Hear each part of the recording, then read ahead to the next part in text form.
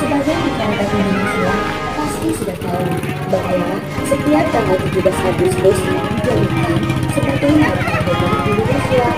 di mana Indonesia untuk pertama kalinya memerdekakan diri